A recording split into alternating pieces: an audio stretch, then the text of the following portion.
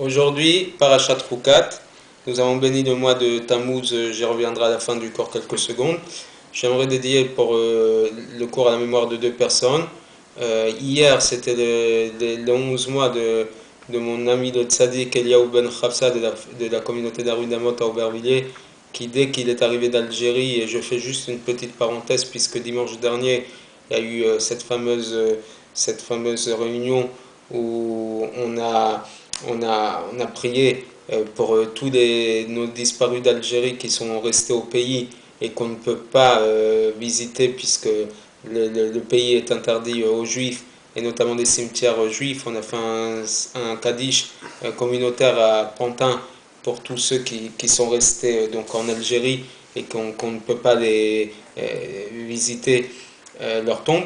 Donc cet homme, Eliaou Bar Chafsa, est un homme qui avait une qualité extraordinaire. Toute sa vie, il s'est battu pour que sa communauté d'Algérie puisse avoir ses offices. Et dès qu'il arrive en 62 d'Algérie, la première chose qu'il a faite, c'est de construire à l'intérieur de sa propre maison, de son pavillon, une synagogue qui jusqu'à aujourd'hui laisse des traces profondes, puisque ses enfants et petits-enfants ont suivi son héritage et continue de maintenir cette communauté, une très belle petite communauté qui pour moi est véritablement représente l'authenticité d'un judaïsme dans les traditions et sans aucun intérêt financier puisque il n'y a pas de demande de dons dans cette communauté.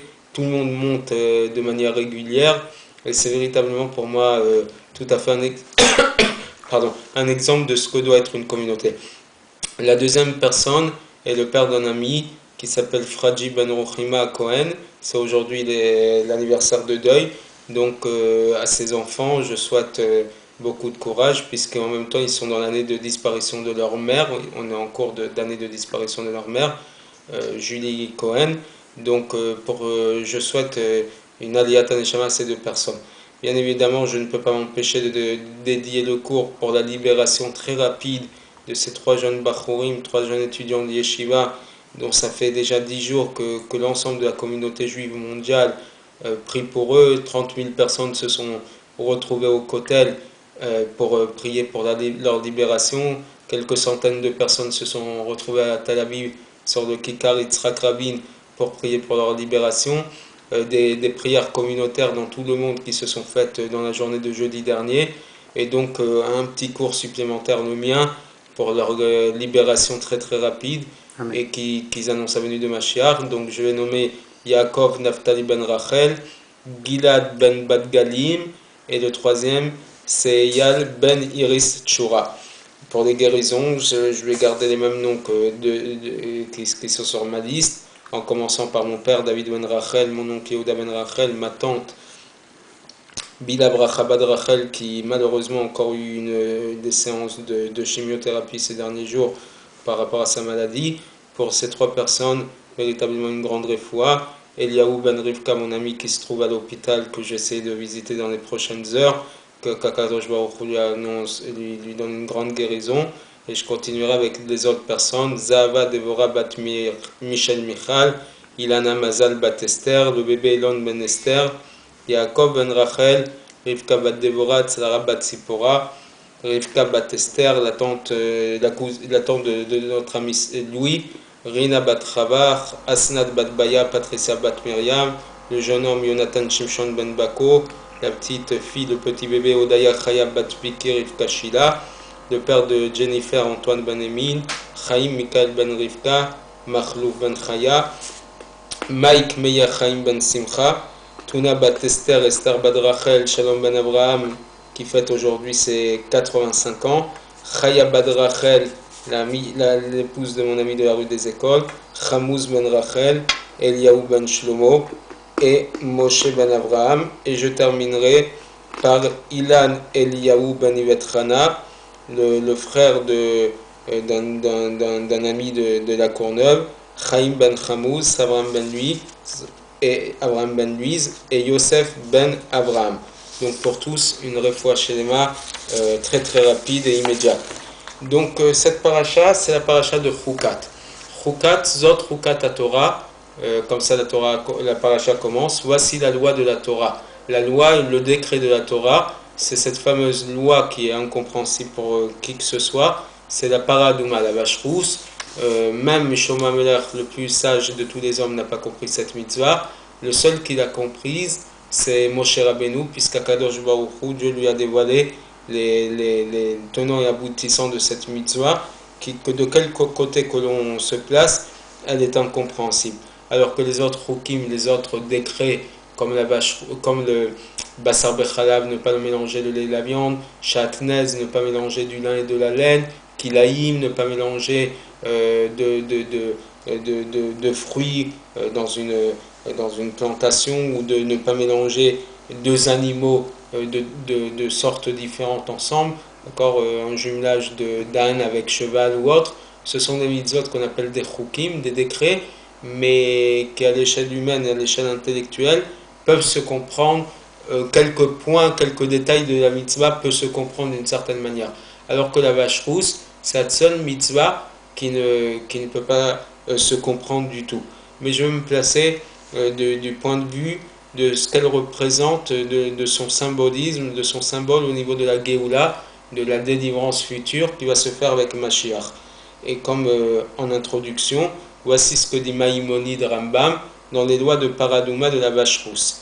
Vea Asirit Yase Melech HaMashiach, Meera Yigale Amen Kanye Ratson. La 10e vache rousse, jusqu'à présent nous avons eu 9 vaches rousses, la 10e sera faite par le roi Mashiach, qui se dévoile très rapidement. Amen, que ce soit la volonté de Dieu. Je traduis textuellement les mots de Maïmonide, et il va falloir comprendre un petit peu ce qui se cache derrière ces mots-là, parce que vous allez comprendre que c'est pas très clair, très logique sa manière de s'exprimer quand il parle de cette 10e vache rousse qui sera consommée par le roi Mashiach. Et vous allez comprendre pourquoi. Notre paracha donc commence par les lois de la vache rousse qui servaient pour purifier ce qu'on appelle Tmemet, celui qui s'est rendu impur par le contact d'un mort. Il y a différentes formes de Tumot, d'impureté, qui vont d'un contact, de toucher un objet qui a été rendu impur, qui peut se transmettre sur les aliments, sur le lit, sur les chaises, sur tous les objets de la maison, les objets qu'on utilise régulièrement. Mais la plus grande impureté, ce qu'on appelle Avi Avot Atuma, le père des pères d'impureté, donc l'impureté la plus importante qu'il puisse faire, c'est Mémet, l'impureté du mort. Évidemment, les Kohanim n'ont pas le droit de se rendre impurs par le contact d'un mort, et donc c'était de cette manière qu'on rendait purs ceux qui étaient rendus impurs par un contact de mort à travers la vache rousse. Mais évidemment, ce qui est incompréhensible, c'est que celui qui avait purifié devenait impur de fait. D'accord? Donc, bon. Mais en tout cas, quand Rambam Maïmonide conclut et résume ces halachot-là, ces lois-là, il amène un peu de l'histoire de l'accomplissement de cette mitzvah en disant ceci. Les 9 vaches rousses ont déjà été utilisées depuis le moment où on a reçu l'ordre d'accomplir cette mitzvah, donc à l'époque de Moshe Rabbeinu, jusqu'à la destruction du deuxième temple. La première, c'est Moïse qui l'a faite. La deuxième, c'est Ezra le scribe qui l'a utilisée. Et il y en a eu 7 depuis Ezra jusqu'à la destruction du deuxième temple. Et la 10e sera faite par le roi Mashiach. Et je continue, comme je l'ai dit dans l'introduction, qui se dévoile très rapidement. Amen, que ce soit la volonté divine. Ces dernières paroles de Rambam éveillent une question. Alors qu'on sait que le livre de Rambam est un livre d'Alacha, un livre de loi, et ce n'est pas un livre de prière ou de demande, de requête, d'accord? En plus qu'on sait que tous les mots que Rambam utilise sont pesés, sont évalués, il n'utilise jamais un mot de trop, une lettre ou un mot de trop. Et de nombreuses lois, on les apprend de la précision de son langage. Donc, quelle est la place ici de rajouter dans un livre de loi les mots qui se dévoilent très rapidement, amen, que ce soit la volonté de Dieu. On a l'air de rentrer dans une loi, une requête et une prière. Rambam ne fait jamais ceci. On aurait pu dire que Rambam vient nous apprendre qu'un juif doit prier tout le temps sur la venue de Mashiach. C'est vrai, mais que c'est une réalité, que tous les jours, et ça fait principe de foi que l'on dit à la fin de la prière du matin, les 13 Ikaré à Emouna, 13 principes de foi qu'a déclaré Maïmonide. Donc ce dernier principe de foi, c'est de croire en la venue de Mashiach. Anima amin beviyat Mashiach, et même s'il se fait attendre, malgré tout, je l'attendrai tous les jours qu'il vienne. Mais cette explication n'est pas suffisante, puisque cette halakha de devoir prier sur la venue de Mashiach, elle aurait dû être écrite dans les chapitres qui traitent des lois de Mashiach. Rambam est pratiquement le seul des décisionnaires qui va traiter des lois de Mashiach. Les autres décisionnaires traitent de lois qui sont universelles, régulières dans notre vie quotidienne. Alors que Mashiach est quelque chose qui viendra plus tard et n'est pas d'actualité a priori dans notre vie de tous les jours tant que Mashiach n'est pas là. Rambam a choisi, lui, à la fin de son livre qui s'appelle Yada Chazaka, d'accord, où il traite de toutes les lois de la Torah, il finit par des lois des rois, donc des rois d'Israël, tout ce qu'un roi peut ou a le droit d'avoir ou n'a pas le droit d'avoir, et il termine par des lois de Mashiach. Alors à ce moment-là, il aurait dû en parler là-bas dans ce texte-là, et pas ici, quand on parle de Mashiach, en passant d'une manière...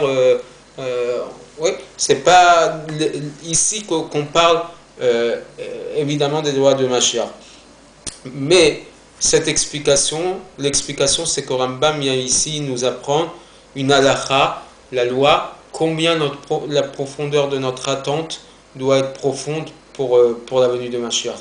Même lorsque le sujet de la Géoula vient d'une manière en passant, entre guillemets, ça doit réveiller chez les Juifs des sentiments tellement profonds d'attente, de désir et de languissement pour Mashiach, que même là, il va porter une prière en disant Me'era Igalé, Amen, qui se dévoile très rapidement.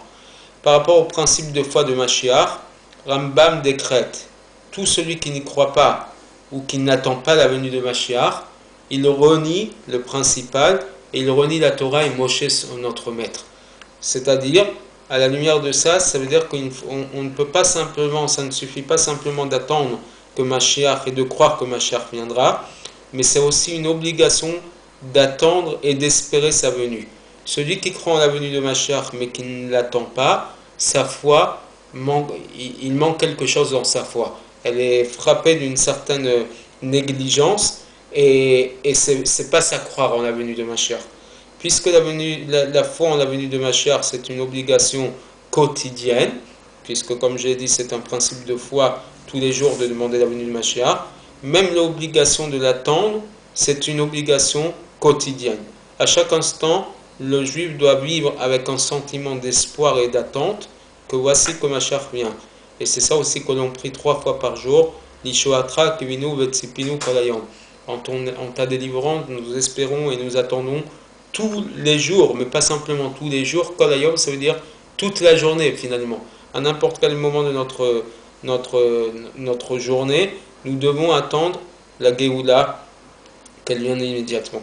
Ce sentiment d'attente, il en découle de la conscience véritable dans le sens de la Géoula. Chaque juif sait qu'on ne peut pas arriver à la perfection sans le Mashiach.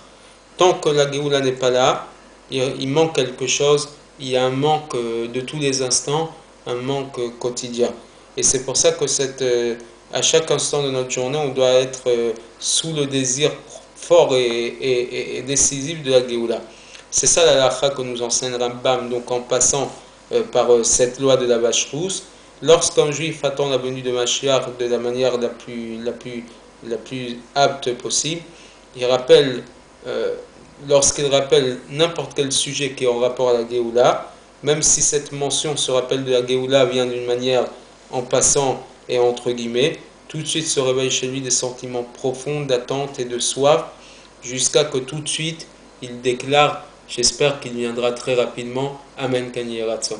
Comme je l'ai dit, nous avons béni le mois de Tammuz. Ce mois-là commence sous des auspices. C'est un mois qui est difficile pour le peuple juif, puisque le 17 Tammuz commence les 3 semaines de ce qu'on appelle les 3 semaines de Tisha B'Av, les 3 semaines les plus difficiles du calendrier juif, puisque vont aller crescendo les sujets de deuil, les sujets de tristesse, jusqu'au jour le plus funeste, qui est le jour du Tisha B'Av, apparemment le plus funeste, puisque pour l'instant, il symbolise la destruction des premiers et deuxième temples, mais finalement, dans cette période où tout est difficile, on a rappelé les trois Bachurim qui sont entre les mains de nos ennemis, et je n'imagine même pas, je ne peux même pas me mettre, et personne ne peut se mettre à la place de leurs parents et d'eux-mêmes dans la terreur de tous les instants qu'ils doivent être en train de vivre entre les mains de leurs geôliers. Et finalement, je pense que ce désir de Mashiach, même si chez certains et chez beaucoup, et même chez beaucoup d'orthodoxes, c'est pas une priorité de tous les instants. Malheureusement, c'est une attente qu'on n'a pas vraiment conscience. Mais dans cette période difficile d'antisémitisme urgent, de difficulté de vivre en tant que juif, ça devrait nous réveiller et exprimer chez nous la demande très profonde en la venue de Mashiach. Espérons qu'il vienne très rapidement, qu'on sorte tous de cette galoute, de cet exil, et qu'on puisse véritablement vivre que dans la joie et le bonheur.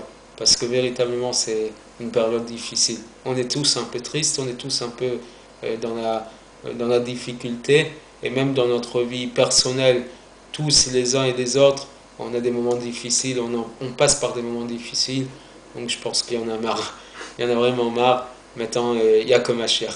Shavua Tov, retour dans quelques instants pour l'histoire de la semaine. Je vous retrouve. À tout de suite.